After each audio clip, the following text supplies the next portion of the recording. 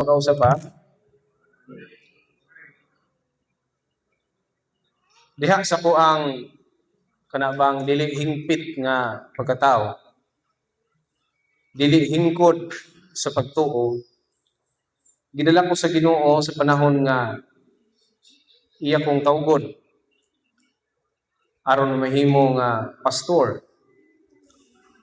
Pagdasig, paghupay, pagpakig-uban sa kalipay o kasakit diha sa katilingban o diha sa komunidad nga mga magtotoo punta sa tanan nga panahon. Apan sa ngadto sa kuang pagtuon sa seminaryo, didto na ko nahibaluan nga ang pastor di ay dili lang panahon sa Domingo. Di lang panahon nga maghimo wali, di lang panahon nga mag-Bible study. Hinuon ang pagkapastor di ay mahimo siyang mabatasan, konektado diha sa lig-on nga pagtuo ni Jesus. Kana di ato ang pagtuo,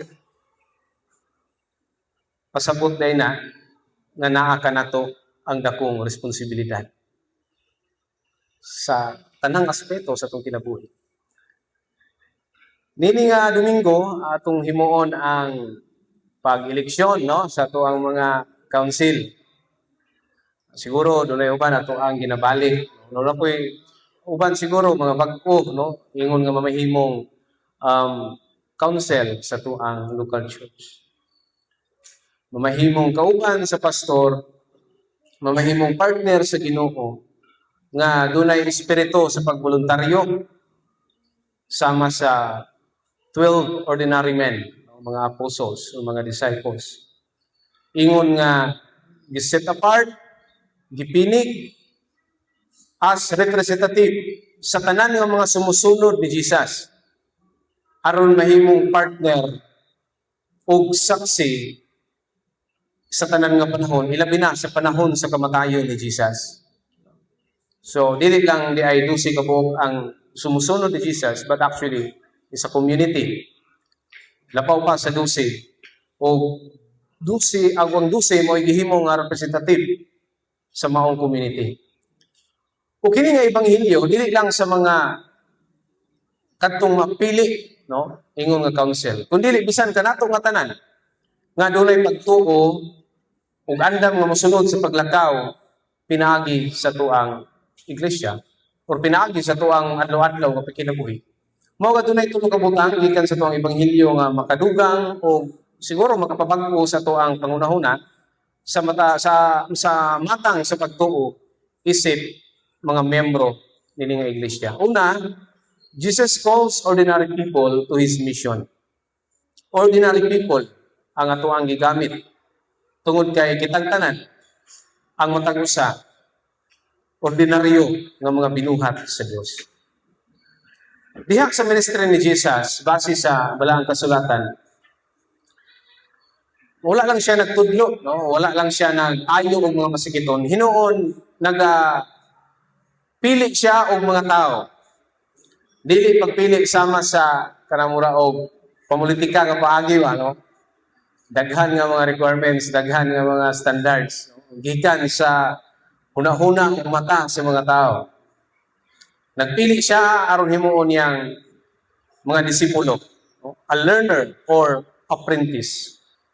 At the same time, mahimo usab nga apostles, the one who sent to represent the community, especially proclaiming the gospel.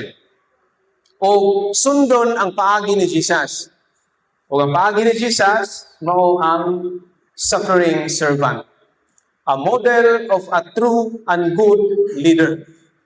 Apan nga naman nga si Jesus, nga nagtawag ang mga tao, nagkatong mga pinakaubos ko diha sa katilingban. No? Mga di pa inila. Tungod kay, gihimo ni Jesus, tungod kay mauni ang paagi. Nga iyang gi-challenge ang kasamtangang leader sa ilang panahon, nga naa ang dili mayong pagdala. No? Tungod sa, siguro silang posisyon, sa ilang garbo, ingon ng mga leader diha sa templo, no? Ilabi na nga dunay corruption, pag-abuso sa authority, gikan sa panalapi, gahom, ang religious rituals nga dili na maayo sa tanan ng mga tao. O hinungdan nga ang gipili ni Jesus ang mga humble, ang mga mangingisda, o walay hibang kaagan, o nagsalig lang sa gahom sa Ginoo. Mga igsoon, ang Dios nag-tawag ka nato generally. Diha sa konteksto sa atong pagkasimbahan, hindi ta makaingon nga kini maayo ning abilidad, kini api kini. No, dili ingon ana ang ato ang paglantaw.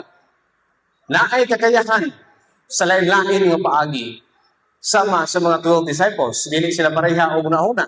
Dili sila makasinapot, manghilalis pa sila, manggiaway. But yet, ang balaang espiritu panahon sa Pentecostes mao'y nagagiya sa matag usa aron sundon ang gihimo ni Jesus. Mao na makaingon kita nga ang matag usa pwede mamahimong church council sa ato ang local church. Kay kitang tanan susama nga gitawag ni Jesus. Usahay na nato ang tanang kahadlok, no? Tungod kay kita sa atong kaugalingong hunahuna, nagahimo kita og standard. Apan si Jesus, wala, no? Actually, ang kining tao ra yung maghimo og standards. Sama ni Apostle Paul. Si Apostle Paul, doon na siya background nga Roman soldier. Gusto siya nga i-impose unsa ang iyang batasan diha sa kinabuhi ni Titus. No? But diha ni Jesus, maulang yun ang pagsunod unsa ang iingon ni Jesus. Mga diha sa balang kasulatan, tungod kay gisunod man ni Simon ang giingon ni Jesus nga mao lagi ipataktak lagi kuno tong pukot aron makakuha sila daghang mga isda. O gituman ni Simon, no? Mao nga di nato saligan ang atong kaugalingon lamang. Batasano nato no, sa tanan nga panahon. Bisan diha sa tuang mga trabaho, bisan diha sa tuang panimalay, bisan diha sa tuang eskwelahan, bisan asa kita dapat nag-alagad. Ibutang nato sa tungunahunan nga mapuslanon kita, magamit kita, ug duna kitay nagkadaiya nga mga abilidad. Ikaduha, Jesus calls us to put Him above ourselves. Mao ni ang panahon nga katong gisunod na ni Simon ang giingon ni Jesus. Human nga nanudlo si Jesus ngadto kanila, kauban siyang mga mangingisda.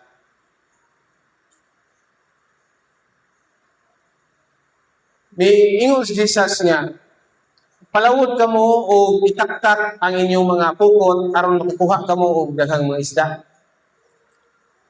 Tungod sa garbo ni Simon, naay garbo si Simon, tibuok, ingon siya, tibuok gabi kami ng isda, ug wala gayud kami nakuha. Natandog ang garbo ni Simon, ingon nga mangingisda. Posible nga sa katunga sa tuig, sa tibuok pagkatao ni Simon, ang iyang pagkatao naa diha sa dagat sa Galilea para mangisda. Mura na og pro na ang level ni Simon nga kabalo gid siya usay pumaagi ang magkuha ng isda. No, nakikistorya mo kung mangisda ay, so kung sa pwede mailahan ninyo nga, ano magtanong mangisda ay akong ipangutan, ano magtanong-tanaw pa mo ng dagat, basta mura kay klinaw. Nagitanaw lang mo ng kuanpas, kana bang mga balon, tanaw na mo ng hanapit ng daghan, tinangan niya ang isda. So, inana day ang pagi, inana na. So siguro mo ni ang nakapatandog ni Simon nga buer dugay na bigong mangisda ay. Unya, moingon ra kang itaktak ra nang mong pukot dito. Kaya ro magbuka ng isda niya, ikaw usa man ka magtutudlo kay kas templo.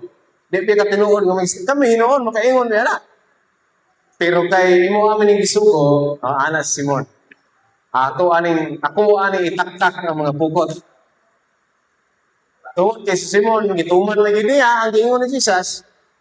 Unsay nahitabo? Ang ilang pukot hapit nang magising tungod sa kadaghan kayong isda. O tungod kinaghan mga isda, iyang gipangkamay iyang mga kauban. Kaya ron butangan po noong isda na ilang sakayan. Ug hangtod nga mura na gyud maunlod ang ilang sakayan tungod sa kadaghang isda. Moto nga ang paglantaw ni Simon diha ni Jesus, dili lang dahil siya magtutudlo, dili lang dahil siya rabay diha sa templo, kung dili na po siya magtutudlo mahitungod sa espirituhanon nga butang. Bahag nakita ni Simon si Jesus mao ang manluluwas o ang Misaya. Ang gipaabot nga manluluwas sa tanang Israel. Mao nga sa pagkita ni Simon Pedro sa nahitabo nga daghan kay isda, miluhod siya sa tubangan ni Jesus ug miingon, "Palayo kanako dili na magtutudlo, Ginoo, kay makasasala ako." Usa ka mga reaksyon sa tao panahon sa Old Testament like Moses. Kung bisan si Isaias panahon nga siya gitawa diha sa nabati niya ang presensya sa gahom sa Dios. Wa ko'y mahimo, makasasala mo nako, dili ko angayan niini maong luhataw na. Usahay naa nato ang kabalaka. Naa ka nato ang pagduduha. Ilabi na kon piliun ta nga mahimong iilik ta himong officer, iilik ta mahimong delegado, ilabi na og hangyon ta nga mahimong kang preacher, no? So sama niya na nga mga instances, dili kalikayan nga usahay di takatulog magunahuna, ang uban mubalibad, ang uban winsis gyud nga dapat mauni o inani, no? So same ra gihapon kung labi na kung mag-promote ka og trabaho or bisan mga estudyante, no, nga mutungtong sa laing level sa pagtuon, di malikayan nga naatay something anxiety. Ug hangtod moabot sa punto nga way kalinaw sa tungunahuna o kasing-kasing na nagsalig lang sa unsay atong andan o unsay ato ang naa kanato. Posible mo ni ang naa sa kasing-kasing ni Simon nga nakatandog sa iyang pagkamangingisda. Kumbaga, iyang ipasabot ni Jesus. No? Iyang ipasabot ni Jesus nga ako maayo ko aning pagpangisda. Mga tungod sa itong garbo, usahay na kung kita ang paghangyoon o pagkatawgon alang sa tahas, malimutan nga ang balaang espiritu, ang Diyos, o si Jesus nga naakauban Simon, nausap siya, kauban ka na to. Usahay malimutan niya na. Mao nga diha sa itong mga panalangin, mga promotions, mga kalampusan, o sa tanan natong nahimo, even as a leader, kiniktanan tungod gihatag kini sa Dios alang sa kayuhan. Sa tanan natong mga nahimo, ubot ang mahimo alang sa pag-alagad, dili lang natong daygon, dili lang natong pasalamatan o saligan ang atong kagalingon. Always kitang mag-rely diha sa gahom sa Ginoo o pagpasalamat kay kita walay hibang kaagan sa iyang atubangan sama sa giingon ni Simon Pedro nga pahawak kanako kay ako usa ka makasasala. Kinahanglan nga ibatasan nato ang atong pagkaubos o ang atong pagka-suffering servant. Katapusan, Jesus calls us to trust God instead of worrying. Nagpakita kini nga kanang pagkatinawag sa Dios, dunay panahon nga mamalando. Diha mugawas ang tinuod nga hagit, ilabi na sa tuwang pagtuo, panahon kung kita tawgon. Diha masukod kung unsay gipalabi, no? So sa katao nga mo'y hinungdan sa iyang kabalaka nga usahay musangkot sa pagbalipad. But dinhi si Jesus wala siya naghisgot kung nag-required may tungod sa katao. Ang response ni Jesus sa unsay giingon ni Pedro nga katumingon si Pedro, si Simon Pedro, pahawa ka nako Ginoo kay ako makasasala. No? Mingon si Jesus nga ayaw ka palaka. Nahibalo ang amahan unsa ang imong mga pinginhanglan aron makahimo ka sa unsay angayan imong himuon. Murag yunana ang dating ng giingon ni Jesus. Dili mahitungod sa pagpanakop og isda ang ilang buhaton, dili sa ilaang pagka mangisda ay. Dili kinahanglan nga ma-pressure si Simon, kung dili mamahimo lamang sila nga dunay pagtuo o pagsunod diha ni Jesus. Di na to kalimtan nga ang konteksto niini sa ilang panahon nga ang mga naa diha sa authority imbes nga dunay kakayahan, no, apan wala nila na pamatud-i unsa ang angayan ingon nga mga tinuod nga mga alagad. Gipakita din ni Jesus nga ang tinuod nga mahimong alagad dili mahitungod sa unsay naa sa usa ka tawo.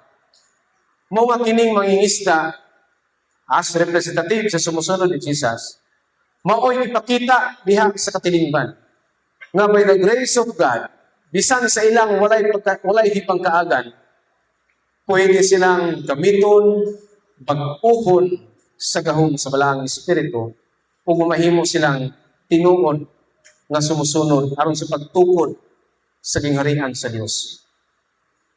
Kung kinsa katong mga nalista o na-apel sa na-elect as council, ayaw mong kabalaka. Because Jesus is always there for us so that we can build something for the sake of God, the Father. Bisan pa man, di kita hingpit na tubangan sa daghang mga tao. Bisan dili ta angayan sa mga naglantaw ng mga tao. No? Nabiktima ko anak kaniadto panahon sa mga pag-apprentice. Kaya ko ang dating magbuhok tindog nga Arios duha ka buok. Nanghid nga mo eskwela pastor. Kini mo eskwela pastor.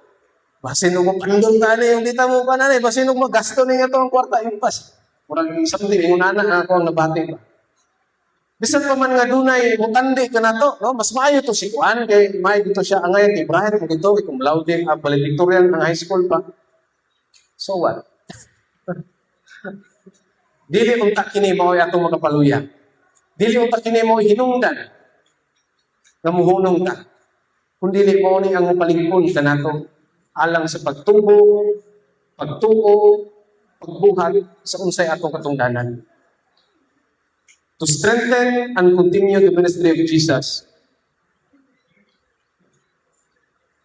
and to build a faith community where everyone is welcome, accepted, and valued. Ang tugiya ni Jesus, maangkon o babati nato as long as nga naa ka nato ang pagpaubos sa atong kaugalingon ngadto kaniya. Mao nga sama sa tuang sa tuang constitution and bylaws ingon nga mao ato ang giya as a church polity. Pumaagi sa pagdumala sa simbahan, rules and responsibilities of officers, naa diha ang organizational structure, church discipline, ug ang administrative procedures. Usa kini sa paagi nga kita makadumala sa atong iglesia nga walay pagduduha o kahadlok pinaagi sa pagsunod faithfully niini aron naa ang hapsay nga pagdagan sa simbahan. Mao nga diha sa atong pagka-iglesia kinahanglan magpailalom usab kita diha sa Dios ug diha sa CBL. Aron motubo kita as a leader diha sa atong hukbong sa simbahan. Kaya ang matag usa nato pwedeng mahimong council nga way pagduduha. Mao nga simbolo simba ko puhon o no kita i-nominate no please ayaw saligi ang atong imong kaugalingon. Dawata ug ayaw kahadlok no tungod kay ang Ginoo nag-uban kanato. Mao na iyang pasalig. Gaan o dili bugat ang yugo nga pagpasanon liha ni Kristo. Mutubag nga mga pilosopo ani sa magkabaw mo sa tubag ani sa pilosopo. Wa gyud ko kita pastor nga naay nagpasan niya wa kapuya. Tanan gyud nga nakita ng pastor nga nagpasan mga gihom gyud. Kapuyon gyud, mo reklamo gyud, mo pahuway man gyud. Tumagon ra diha nato no. Ang kagaan sa palasunon diha ni Kristo makita dili sa atong tawhanon nga mga mata, kundi pinaagi sa atong pagtuo lamang. Mao nga ayaw kabalaka sa dagan sa atong kinabuhi. Saligan ta ang Dios nga naa gayon. Kanunay nagauban ka nato. As a church council, bisan pa na-promota sa atong trabaho, bisan pa magbag-o ang ato ang level sa pag-eskwela, bisan pa ato ang negosyo bago pa ta nagsugod. Atong saligan ang gahom sa tuwang Ginoo. Mga igsoon, ang pagkatinuwag sa Dios dili alang sa mga hingpit, kundi ang matag usa ka nato qualified nga mahimong parte diha sa buluhaton sa simbahan. At kini i-apply sa itong mga adlaw-adlaw ang kinabuhi nga unta dili kita mahinadlokon sa unsay atong kahuyangon, di nato una-unaon sa unsay wala nato, unaa ka nato, saligan lang nato ang gahom ni Kristo. Kay kung kita mosunod nga may pagpaubos ug pagtuo, gamiton gid kita sa Dios aron mahimong panalangin sa uban ug makatukod kita ug usa ka gingharian nga alang sa tanan. Amen.